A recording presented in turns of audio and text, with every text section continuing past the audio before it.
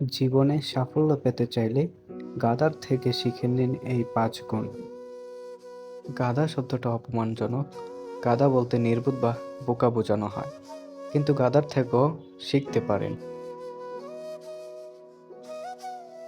গাধা সবচেয়ে পরিশ্রমী প্রাণী। জেনে নিন গাধার কাছ থেকে কি কি শেখার যায়, যা সাফল্যের চাবিকাঠি হতে পারে।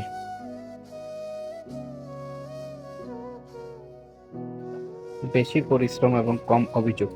গাধা সব কাজ নিষ্ঠার সঙ্গে করে, সবকিছুতে চিৎকার করে না।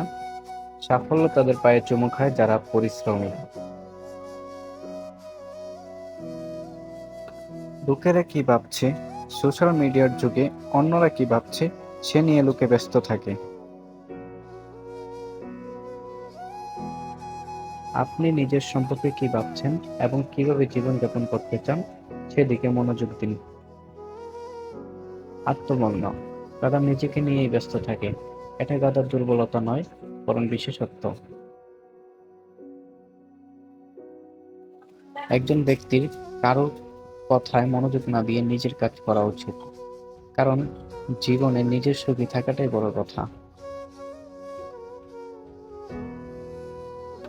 ধৈর্য। গাধা এমন একটি প্রাণী যার উপরে প্রচুর বোঝা চাপানো হয়। গাধার থেকে শিখতে হবে ধৈর্য ও চাপ নেওয়ার ক্ষমতা।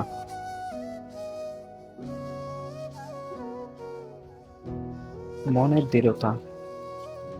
কোনো ব্যক্তির শারীরিক শক্তির চেয়ে মানসিক শক্তি তাকে অসুবিধা থেকে বেরিয়ে আসতে সাহায্য করে।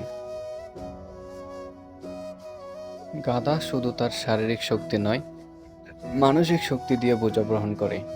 মনের দৃঢ়তা থাকা ব্যক্তি প্রতিটি সমস্যার সমাধান খুঁজে পান।